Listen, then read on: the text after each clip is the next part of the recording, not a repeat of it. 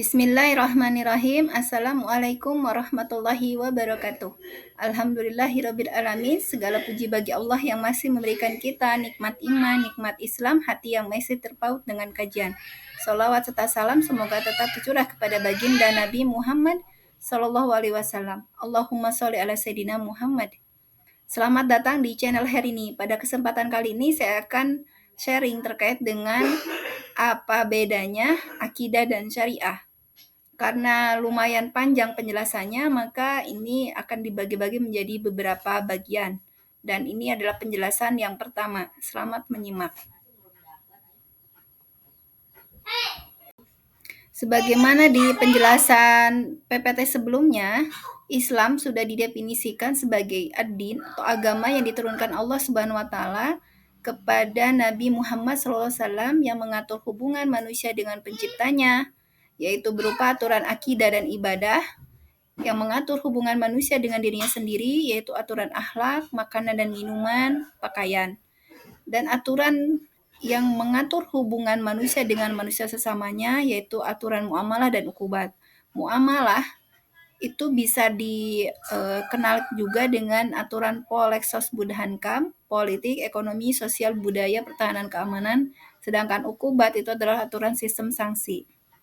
Jadi, pada intinya, agama kita, agama Islam adalah agama yang sudah Allah desain sempurna karena mengatur semua aspek kehidupan, dimulai dari bangun tidur hingga bangun negara. Masya Allah, luar biasa. Dan bangunan Islam itu terdiri dari akidah dan syariah. Diibaratkan sebagai sebuah pohon, maka akar dari pohon itu adalah akidah, yaitu keyakinan, yang tiada lain adalah rukun iman, sedangkan cabang pohonnya itu adalah syariah atau sistem aturan. Maka cabang-cabang pohon itu kan banyak. Nah, itu kalau akidahnya Islam, maka sistem aturan cabang yang pertama misalnya adalah sistem ekonomi Islam, kemudian cabang berikutnya sistem politik Islam, sistem pendidikan Islam, pergaulan Islam, sistem sanksi Islam, sistem pertahanan dan keamanan Islam. Semuanya itu diatur oleh aturan Islam dan ada kitab-kitab para ulama yang menjelaskannya. Sehingga sebetulnya kalau pada zaman ini itu tinggal mencontoh apa yang sudah pernah diterapkan sebelumnya terkait bagaimana sistem aturan Islam ini, syariah Islam ini bisa membawa keberkahan bagi warga negara. Sedangkan buah dari pohon itu adalah saksiyah atau kepribadian Islam. Jadi semua itu berakar dari akidah Islam yang baik, maka akan membuahkan pribadi-pribadi yang bertakwa, mulai dari level rakyat hingga pejabat, mulai dari level ibu rumah tangga hingga para penguasa. Semuanya itu menjadi pribadi-pribadi yang bertakwa di mana pola pikirnya, cara mereka berpikir, mindsetnya itu sesuai dengan yang Allah kehendaki, yaitu sesuai dengan Islam. Kemudian pola sikapnya, kemudian pola perasaannya juga tunduk, cinta dan bencinya itu hanya karena Allah saja. Jadi akan menghasilkan kepribadian yang khas, yaitu yang sesuai dengan yang Allah ridhoi. Itu bangunan Islam. Jadi bangunan Islam itu seperti pohon, ada akarnya, cabang pohonnya, buah. Islam itu terdiri dari aqidatu wa syari'atu, akidah dan syariah. Allah mengibaratkan pohon keimanan seorang muslim itu seperti pohon yang kuat, yang akarnya menancap kuat ke dalam tanah, meskipun tak terlihat, namun orang-orang muslim keimanannya itu teguh. Dan hasil dari keimanan yang kuat itu, maka pohonnya itu menjadi pohon yang menghasilkan banyak kebaikan, mulai dari cabangnya yang kokoh, kemudian menghasilkan buah yang terus-menerus, buah yang bagus juga dan terus-menerus hasilnya. Allah Subhanahu wa taala berfirman dalam Quran surat Ibrahim ayat 24. A'udzu billahi minasyaitonir rajim. Bismillahirrahmanirrahim. Alam tara kaifa daraballahu masalan kalimatan thayyibatan kasyajaratin thayyibatin asluha sabitun wa far'uha fis sama'. Tidakkah engkau memperhatikan bagaimana Allah telah membuat perumpamaan kalimat thayyibah? Perumpamaannya seperti pohon yang baik, akarnya kuat, cabangnya menjulang ke langit. Quran Surat Ibrahim ayat 24. Tu'ti ukulaha kullahinin biizni rabbiha wa yadribullahul amsala linnasi la'allahum yatazakkarun. Dan menghasilkan buahnya pada setiap waktu dengan seizin Tuhannya. Allah membuat perumpamaan untuk manusia agar mereka mengambil pelajaran. Quran Surat Ibrahim ayat 25. Yang dimaksud dengan kalimat thayyibah, kalimatun thayyibah kasajaratin thayyibah, yaitu kalimat yang baik, seperti pohon yang baik, itu adalah kalimat syahadat, asyhadu an la ilaha illallah. Akarnya berada di hati orang-orang beriman dan cabangnya menjulang ke langit. Sehingga amalan seorang mukmin itu sampai ke langit. Segala kebaikannya itu akan sampai ke langit. Karena apa? Di Quran Surat Ibrahim ayat 25-nya, menghasilkan buahnya pada setiap waktu dengan seizin Tuhannya. Yang dimaksud dengan buah di sini adalah senantiasa kaum mukmin itu mengingat Allah dalam setiap waktunya, siang dan malam dalam berbagai kondisi, baik dalam keadaan berbaring, duduk, berdiri, aktivitas apapun senantiasa menghadirkan ruh, menghadirkan kesadaran akan adanya Allah. Maka apapun yang dilakukan oleh seorang muslim yang beriman, itu akan senantiasa amalannya hingga bisa dipetik di akhirat kelak. Cinta dan bencinya karena Allah, marahnya karena Allah, pahala kebaikan, setiap kebaikan yang dilakukan itu landasannya karena Allah. Itu karena akidah yang kokoh, keyakinan kepada Allah, keyakinan akan balasan di akhirat. Itu bagaikan pohon yang baik, pohon yang menancap kuat akarnya dan amalannya, cabang-cabangnya menjulang ke langit. Masya Allah. Sebagaimana tadi sudah disampaikan, bahwasanya Islam itu terdiri dari bangunan akidah dan syariah, di mana akidah itu adalah akarnya dan syariah itu adalah cabang-cabang pohonnya. Dan perbedaan antara akidah dan syariah itu bisa dilihat dari bentuk tolab atau tuntutan dalam dalil-dalil syar'i. Tolab ini dalam bahasa Arab ya, jadi kalau artinya itu tuntutan dalam dalil-dalil syar'inya itu bisa dibagi dua. Yang pertama, tuntutan untuk beriman pada sesuatu dan membenarkannya. Maka seperti dalam Quran Surat An-Nisa ayat 136, Ya ayyuhallazina amanu, wahai orang-orang yang beriman, tetaplah beriman kepada Allah dan Rasul-Nya, yaitu Nabi Muhammad. Maka tuntutan untuk beriman ini, itu disebut dengan tuntutan yang berasal dari akidah, yaitu perkara yang wajib diimani. Jadi akidah itu berbicara terkait dengan berbagai perkara yang wajib diimani yang diyakini oleh hati. Sedangkan bentuk tuntutan yang lain yang ada di dalam Al-Quran, yang termuat dalam dalil syara, yaitu tuntutan untuk mengerjakan sesuatu dan menegakkannya. Seperti wa aqimus shalat, Quran Surat Al-Muzammil ayat 20. Dan tegakkanlah sholat, tunaikanlah zakat. Maka ini adalah menuntut untuk melakukan sesuatu, untuk berinfak di jalan Allah, untuk menegakkan sholat, melaksanakan sholat dengan khusyuk. Maka hal yang seperti ini disebut dengan bagian dari aturan syariah. Jadi syariah itu adalah mengatur amal atau perbuatan manusia, sedangkan akidah itu adalah mengatur, berbicara terkait dengan perkara yang wajib diimani yang diyakini oleh hati. Akidah Islam. Sebagaimana yang tadi sudah disampaikan, bahwasanya akidah ini adalah bagian dari bangunan Islam yang berbicara terkait dengan perkara apa-apa yang harus diimani, yang diyakini. Jadi bukan perkara amal. Kalau perkara amal itu adalah bagian dari syariat. Contoh dalil yang memuat terkait dengan akidah biasanya diawali dengan seruan untuk beriman, fa'aminu. A'udzu billahi minasyaitonir rajim. Bismillahirrahmanirrahim. Fa'aminu billahi wa rasulihi wan nuril ladzi anzalna wallahu bima ta'maluna khabir. Maka berimanlah kamu kepada Allah, Rasulnya, dan cahaya Al-Quran yang telah kami turunkan. Allah Maha teliti terhadap apa yang kamu kerjakan. Quran Surat At-Taghabun ayat 8. Jadi di dalam ayat tersebut Allah sampaikan kewajiban kita sebagai seorang muslim adalah untuk meyakini, beriman terhadap keberadaan Allah, beriman bahwasanya Allah ini adalah Tuhan, Tuhan sekalian alam, Tuhan semua, Tuhan pemilik raja langit dan bumi.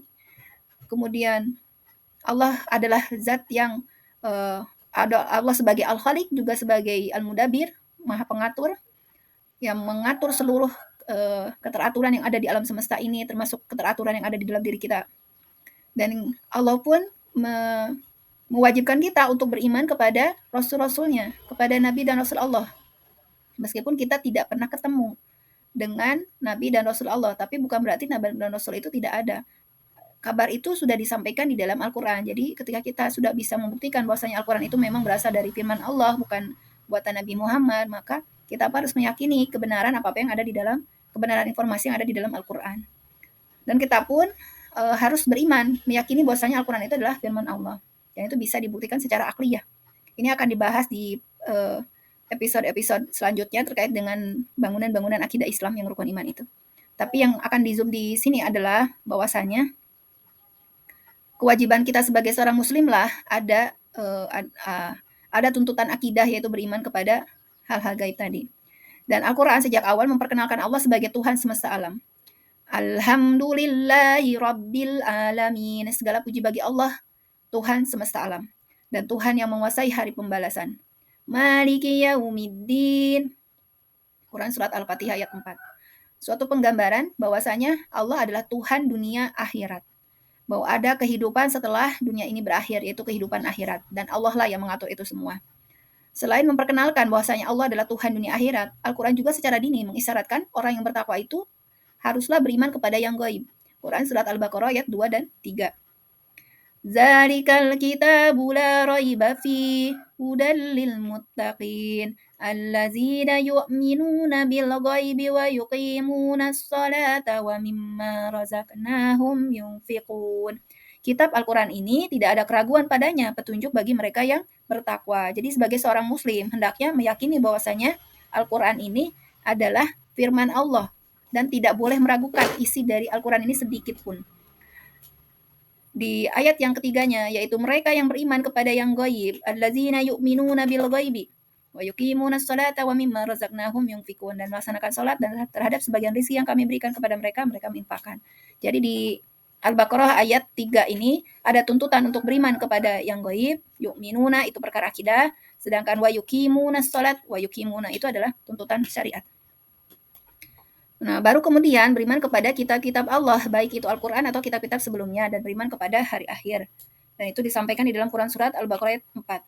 Wallazina yu'minuna bima unzila ilaika wa ma unzila min qablik wa bil akhirati hum yuqinun.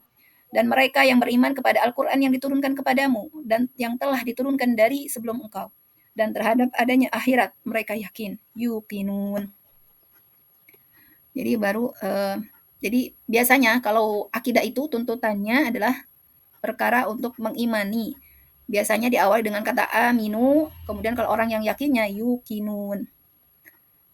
Kemudian di dalam Quran Surat Az-Zariyat ayat 56 Allah sampaikan, "Wa ma khalaqtul jinna wal insa illa liya'budun." Tidaklah aku menciptakan jin dan manusia kecuali untuk beribadah kepadaku. Maka sebagai seorang muslim kita pun meyakini bahwasanya Allah menciptakan tidak hanya manusia tapi juga ada di dimensi yang lain yang tidak terlihat oleh mata kita, yaitu jin, yang sama-sama baik jin maupun manusia itu tugasnya untuk beribadah kepada Allah. Maka beriman pada perkara yang gaib, yaitu hal yang tidak dapat terindah secara fisik oleh panca indera manusia di dunia, itu adalah menjadi satu yang harus diimani, yang harus diyakini. Dan itu adalah bagian dari perkara akidah. Akidah Islam. Menurut bahasa Arab, kata iman, akidah yang berarti iman, kata iman itu berakar pada kata amana yu'minu, amana. Dan secara harfiah atau etimologis dapat diartikan sebagai percaya dan yakin. Secara bahasa, iman dapat diartikan sebagai tasdik al-jazm, pembenaran atau keyakinan yang pasti. Jadi akidah terbatas pada keimanan, diyakini oleh hati, diucapkan oleh lisan. Menurut Ustadz Adi Hidayat, iman itu memiliki hubungan dengan kata aman dan tenang. Jadi kedua kata tersebut kemudian dapat dimaknai apabila seorang muslim meyakini Allah, maka ia akan mendapat ketenangan jiwa serta rasa aman dari kegelisahan dunia maupun ancaman yang ada di akhirat nanti. Maka ketika dia menghadapi satu persoalan hidup yang cukup membuat dia stres gitu, yang bisa bikin dia down, kehilangan harta, kehilangan orang-orang yang dicintai misalnya, atau dapat musibah dan sebagainya, namun dia yakin, secara akidah dia yakin bahwasanya Allah, sepanjang Allah tidak meninggalkan dia, dia yakin bahwasanya Allah lah satu-satunya tempat bergantung, Allah yang akan membolak-balikan keadaan, maka dia sebagai seorang muslim akan merasakan hati yang tenang menghadapi berbagai situasi yang pelik tadi. Dan dia akan dipenuhi dengan jiwa yang optimis untuk memulai segala sesuatunya lebih semangat lagi, uh, tidak menjadi orang yang langsung terpukul depresi gitu. Karena hatinya dipenuhi rasa aman dan tenang bersumber dari keyakinan akan adanya kekuatan yang maha besar yaitu Allah Subhanahu wa taala. Simpelnya, akidah Islam itu adalah rukun iman. Akidah Islam adalah iman kepada Allah, malaikat-malaikatnya, kitab-kitabnya, rasul-rasulnya, hari kiamat, qada dan qadar, baik dan buruknya dari Allah. Iman juga disebut dalam hadis dari Umar bin Khattab radhiyallahu anhu, ia berkata pada suatu hari Rasulullah SAW didatangi oleh malaikat Jibril. Jibril bertanya pada Rasulullah, "Fa'akhbirni anil iman." Qala anna billahi wa malaikatihi wa kutubihi wa rusulihi wal yaumil akhiri wa tu'minu bil qadri khairi wa syarrihi. Artinya, beritahukanlah kepada aku apa itu iman. Rasulullah menjawab, iman itu artinya engkau beriman kepada Allah, para malaikat-malaikatnya, kitab-kitabnya, rasul-rasulnya, hari akhir, dan kamu beriman kepada takdir yang baik maupun yang buruk. Hadis riwayat Muslim. Maka akidah Islam, ingat kembali bahwasanya akidah Islam itu adalah rukun iman dan itu adalah bagaikan akar pohon yang menancap kuat di bawah tanah, bagaikan keyakinan yang teguh yang dimiliki oleh hati orang yang beriman. Maka sepanjang rukun imannya itu terjaga, maka setiap tingkah lakunya itu akan menghasilkan kebaikan dunia dan akhirat. Akidah Islam yang tiada lain adalah rukun iman, maka ada tuntutan untuk sebagai seorang muslim itu wajib mengimani semua yang datang dari Rasulullah SAW secara global, secara menyeluruh. Semua yang ditetapkan dari dalil qat'i secara terperinci. A'udzu billahi minasyaitonir rajim. Bismillahirrahmanirrahim. Wa ma atakumur rasulu fakhudhuhu wa ma nahakum anhu fantahu. Wattaqullaha innallaha syadidul iqab. Apa yang diberikan Rasul kepadamu, terimalah. Apa yang dilarangnya bagimu, tinggalkanlah. Bertakwalah kepada Allah, sesungguhnya Allah sangat keras hukumannya. Quran Surat Al-Hasr ayat 7. Intinya bahwa keimanan kita kepada apa yang Rasulullah sampaikan itu haruslah secara utuh, iman yang utuh, bukan iman yang sebagian. Jadi iman yang dikehendaki oleh Allah adalah iman sepenuh hati. Dilarang iman sebagian, ingkar sebagian. Iman sepenuh hati artinya mengimani, meyakini kebenaran rukun iman itu seluruhnya. Kalau iman kepada Allah, oke, bisa iman kepada Rasul, oke. Tapi dia tidak beriman kepada kitab Allah, kepada Al-Quran. Apa-apa yang ada di dalam Al-Quran dia pilih-pilih sesuai dengan hawa nafsunya. Nah itu berarti namanya iman sebagian, ingkar sebagian. Jadi jangan sampai seperti itu.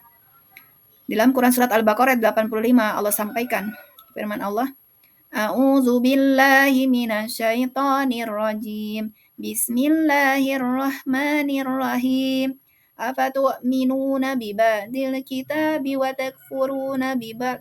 Fama jazaa'u man yaf'alu dzalika minkum illa khizyun fil hayatid dunya wa yaumal qiyamah. Wa yaumal qiyamati yuradduna ila asyaddil azab. asaddil azabi wa mallahu bighafilin amma ta'malun. Apakah kamu beriman kepada sebagian kitab Taurat dan ingkar kepada sebagian yang lain? Maka tidak ada balasan yang pantas bagi orang yang berbuat demikian di antara kamu selain kenistaan dalam kehidupan dunia. Dan pada hari kiamat mereka dikembalikan kepada azab yang paling berat. Maka di dalam surat yang tadi dibacakan, Allah sampaikan tidak boleh untuk beriman kepada sebagian kitab isi Al-Quran dan ingkar kepada sebagian yang lain. Jika demikian, maka itu sama seperti sikapnya umatnya Nabi Musa yang memilah-milah keimanan mereka, iman kepada sebagian, ingkar kepada sebagian. Maka tidak pantas bagi orang yang beriman untuk berbuat yang demikian. Kalau berbuat demikian, yang imannya separoh-separoh, maka balasannya apa? Kenistaan dalam kehidupan dunia dan azab ketika di akhirat. Jadi nauzubillah, rugi dunia akhirat. Allah sampaikan larangan untuk tidak boleh beriman pada sebagian dan ingkar terhadap sebagian. Ya, contohnya dalam Quran surat An-Nisa 150 sampai 151. A'udzu billahi minasyaitonir rajim. Bismillahirrahmanirrahim. Innal ladzina yakfuruna billahi wa rusulihi wa yuriduna an yufarriqu bainallahi wa rusulihi wa yaquluna nu'minu bibadin wa nakfuru bibadin wa yuriduna an yattakhidhu baina dzalika sabila. Ulaika humul kafiruna haqqan wa a'tadna lil kafirina azaban muhina. Sesungguhnya orang-orang yang kufur kepada Allah dan Rasul-Rasulnya dan bermaksud membeda-bedakan antara keimanan kepada Allah dan Rasul-Rasulnya dengan mengatakan, kami beriman kepada sebagian dan kami mengingkari sebagian yang lain, serta bermaksud mengambil jalan tengah antara itu, keimanan atau kekufuran, merekalah orang-orang kafir yang sebenarnya. Kami telah menyediakan untuk orang-orang kafir azab yang menghinakan. Maka di dalam Quran surat An-Nisa ini Allah sampaikan balasan bagi orang yang beriman pilih-pilih, beriman pada sebagian, ingkar pada sebagian, atau yang berusaha untuk mengkompromikan keimanan atau kekufuran. Maka Allah sampaikan orang yang seperti itu adalah termasuk orang kafir yang sebenarnya. Dikatakan kafiruna haqqo, orang kafir yang sebenarnya. Dan apa balasannya bagi orang kafir yang sebenarnya? Maka balasannya adalah azab yang menghinakan. Nauzubillah. Di dalam hadis, Rasulullah pun menyampaikan, dari Ibnu Abbas berkata, Rasulullah SAW bersabda, barang siapa yang mengingkari satu ayat Al-Quran, sungguh dia telah kafir. Kemudian Ibnu Mas'ud berkata, barang siapa yang mengingkari satu ayat Al-Quran, maka sesungguhnya dia telah mengingkari semuanya. Hadis riwayat Al-Baihaqi. Maka memang harus beriman kepada isi Al-Quran seluruhnya. Udhulu fi silmi kafah. Masuklah ke dalam Islam secara keseluruhan. Tidak boleh memilah-milih ayat sesuai dengan hawa nafsu. Tapi harus beriman secara total. Abu Al-Abbas Ibrahim Al-Qurtubi berkata, tidakkah kamu lihat orang yang mentauhidkan Allah Subhanahu wa taala namun tidak mengimani Nabi sallallahu alaihi wasallam, maka keimanannya kepada Allah Subhanahu wa taala dan tauhidnya tidak bermanfaat dan dia termasuk orang-orang kafir berdasarkan ijma yang qat'i al-mufhim 5 askala min talkhis kitab Muslim. Jadi baik di dalil di Al-Qur'an maupun hadis ini menyebutkan larangan untuk beriman pada sebagian, ingkar pada sebagian. Dan ini menjadi kewajiban bagi kita semua sebagai seorang muslim untuk beriman secara total, secara keseluruhan. Suatu perkara dikatakan wajib biasanya ditandai dengan adanya pujian, adanya balasan kebaikan bagi siapa yang memenuhi tuntutan kewajiban tadi, dan adanya celaan maupun balasan atas keburukan yang dilakukan karena tidak memenuhi tuntutan kewajiban tadi. Maka kewajiban yang pertama sebagai seorang muslim adalah beriman terhadap rukun iman yang Allah sampaikan. Itu adalah bagian akidah. Mengimani rukun iman. Jika tidak, bagi siapapun yang memenuhi tuntutan untuk beriman kepada rukun iman ini, maka balasan kebaikan tersebut bagi orang yang beriman adalah akan mendapat pahala dan cahaya dari Allah Subhanahu wa taala. Cahaya itu adalah petunjuk dalam kehidupan dunia dan akhirat kita. Jadi bayangkan kalau seseorang yang hidup tanpa pedoman, hidup tanpa cahaya, itu bagaikan hidupnya orang-orang yang tersesat, penuh kepanikan, bingung, gampang stres gitu. Tapi siapapun yang Siapapun yang mendapat petunjuk akan solusi yang terbaik yang harus diambil, itu bagaikan orang yang Allah bawa dari kegelapan menuju cahaya, minaz zulumati ilan nur gitu. Jadi kalau sekarang tuh lagi ramai Indonesia gelap, maka terangkan dengan Al-Quran. Dunia gelap, terangkan dengan Al-Quran, karena Al-Quran adalah cahaya dari Allah. Jadi siapapun yang memenuhi tuntutan untuk beriman kepada Allah, dia beriman secara total terhadap rukun iman tadi, maka balasannya adalah akan mendapat pahala dan cahaya dari Allah Subhanahu wa taala. Dan kemudian digolongkan termasuk golongan orang-orang yang as-siddiqun dan as-suhada. Allah sampaikan dalam Quran surat Al-Hadid ayat 19. Yang artinya orang-orang yang beriman kepada Allah dan Rasul-Rasulnya, mereka itulah as-siddiqun yang sangat kukuh dalam kebenaran dan pembenarannya. Dan suhada, orang-orang yang disaksikan kebenaran dan kebajikannya di sisi Tuhan mereka. Mereka mendapatkan pahala dan cahaya dari Tuhan mereka. Adapun orang-orang yang kufur dan mendustakan ayat-ayat kami, itulah penghuni neraka jahim. Quran surat Al-Hadid ayat 19. Jadi ngeri ya. Itu balasan kebaikan. Kemudian balasan keburukan bagi orang yang tidak beriman secara total, yaitu apa? Mendapat celaan dan mendapat azab. Allah sampaikan dalam firman Allah Quran surat Al-Haqq ayat 30 sampai 33. Tangkap dia lalu belenggu tangannya ke lehernya. Kemudian masukkan dia ke dalam neraka jahim. Kemudian belit dia dengan rantai yang panjangnya 70 hasta. Sesungguhnya dia tidak beriman kepada Allah yang Maha Agung. Huzuhu fagulluh summal jahimu salluh fi silsilatin zar'uha sab'una zira'an fasluku innahu kana la yu'minu billahil azim.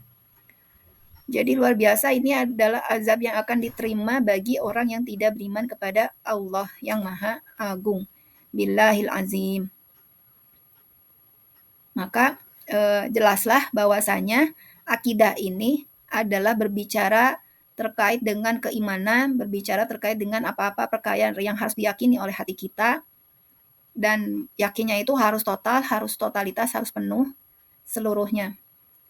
Bagi siapapun yang memenuhi tuntutan itu akan mendapat balasan kebaikan, bagi siapa yang mengingkari, tidak mau beriman, maka balasannya adalah azab yang pedih di sisi Allah.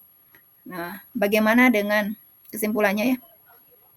Kalau akidah itu diawali dengan kata aminu, kemudian orang yang yakinnya dijuluki yukinun, sedangkan syariat nanti di part berikutnya akan dijelaskan lebih detail. Kalau syariat, awal katanya beda, tuntutan untuk menegakkan fa'akimu misalnya. Nanti akan lebih detailnya di part kedua. Jadi simak penjelasannya di part kedua. Bagian selanjutnya bagaimana perbedaan akidah dan syariah. Akidah akar, sedangkan syariat itu adalah cabang pohon. Walau alam bisawab. Wassalamualaikum warahmatullahi wabarakatuh. Sekian yang bisa disampaikan. Mohon maaf atas segala kekurangan. Jika postingan ini bermanfaat, jangan lupa like, comment, dan share, serta subscribe. Kita tutup dengan doa akhir majlis. Subhanakallahumma wa bihamdika asyhadu an la ilaha illa anta astaghfiruka wa atubu ilaik. Assalamualaikum warahmatullahi wabarakatuh.